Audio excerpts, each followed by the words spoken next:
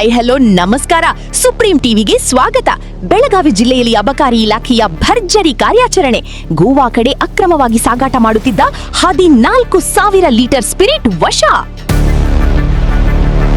ಬೆಳಗಾವಿ ಜಿಲ್ಲೆಯ ಖಾನಾಪುರ ತಾಲೂಕಿನ ಜಂಬೋಟಿ ಕಣಕುಂಬಿ ರಸ್ತೆಯಲ್ಲಿ ಅಬಕಾರಿ ಇಲಾಖೆ ಭಾರೀ ದಾಳಿ ನಡೆಸಿ ಅಕ್ರಮವಾಗಿ ಸಾಗಾಟ ಮಾಡುತ್ತಿದ್ದ ಸುಮಾರು 14,000 ಲೀಟರ್ ಸ್ಪಿರಿಟ್ ಅನ್ನು ವಶಪಡಿಸಿಕೊಂಡಿದೆ. ಪ್ರಕರಣದಲ್ಲಿ ಬಳಸಲಾಗಿದ್ದ KA22B3793 ಸಂಖ್ಯೆಯ ಅಶೋಕ್ ಲೇಲ್ಯಾಂಡ್ ಟ್ಯಾಂಕರ್ ಲಾರಿಯನ್ನು ಕೂಡ ಅಧಿಕಾರಿಗಳು ಜಪ್ತಿ ಮಾಡಿದ್ದಾರೆ. ಗುಪ್ತ ಮಾಹಿತಿ ಆಧರಿಸಿ ಕಾರ್ಯಾಚರಣೆ ನಡೆಸಿದ ಅಬಕಾರಿ ಅಧಿಕಾರಿಗಳು ಗೋವಾ ಕಡೆ ತೆರಳುತ್ತಿದ್ದ ಟ್ಯಾಂಕರ್ ಅನ್ನು ತಡೆದು ಪರಿಶೀಲನೆ ನಡೆಸಿದ ವೇಳೆ ಭಾರೀ ಪ್ರಮಾಣದ ಅಕ್ರಮ ಸ್ಪಿರಿಟ್ ಪತ್ತೆಯಾಗಿದೆ. ವಶಪಡಿಸಿಕೊಂಡ ಸ್ಪಿರಿಟ್ ಮೌಲ್ಯ ಸುಮಾರು 14 ಲಕ್ಷ ರೂಪಾಯಿ ಎಂದು ಅಂದಾಜಿಸಲಾಗಿದ್ದು, ಟ್ಯಾಂಕರ್ ಮೌಲ್ಯ 21 ಲಕ್ಷ ರೂಪಾಯಿ ಎಂದು ಹೇಳಲಾಗಿದೆ. ಒಟ್ಟಾರೆ 35 ಲಕ್ಷಕ್ಕೂ ಅಧಿಕ ಮೌಲ್ಯದ ಆಸ್ತಿಯನ್ನು ಅಧಿಕಾರಿಗಳು ವಶಪಡಿಸಿಕೊಂಡಿದ್ದಾರೆ. ಇಲ್ಲಿ ತಕ ಒಂದು ಹೊಸ ಟೆಕ್ನಿಕ್ ಯೂಸ್ ಮಾಡ್ಯಾರ ನೋಡ್ರಿ ಕ್ಲೌಡ್ ಅದು ಟ್ರಾನ್ಸ್ಫಾರ್ಮರ್ ಅದು ಚೆಕ್ ಮಾಡೋಣ.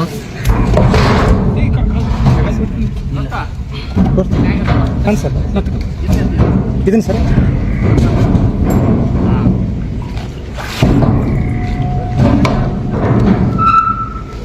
ಅಳಿಯಾಸ್ಬಿಡ್ಬೇಕ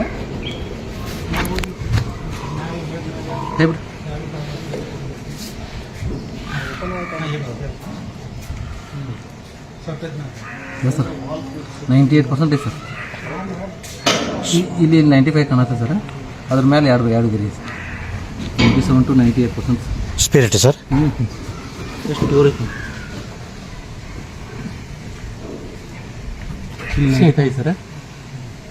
ಪ್ರಕರಣಕ್ಕೆ ಸಂಬಂಧಿಸಿದಂತೆ ಮೈಸೂರು ಜಿಲ್ಲೆಯ ನಂಜನಗೂಡು ತಾಲೂಕಿನ ಹೆಗ್ಗಿನವಾಳು ಗ್ರಾಮದ ನಿವಾಸಿ ವಾಹನ ಚಾಲಕ ಸಿದ್ದರಾಜು ಪುಟ್ಟಸ್ವಾಮಿ ಶೆಟ್ಟಿ 47 ವರ್ಷಗಳನ್ನು ವಶಕ್ಕೆ ಪಡೆದು ವಿಚಾರಣೆ ನಡೆಸಲಾಗುತ್ತಿದೆ.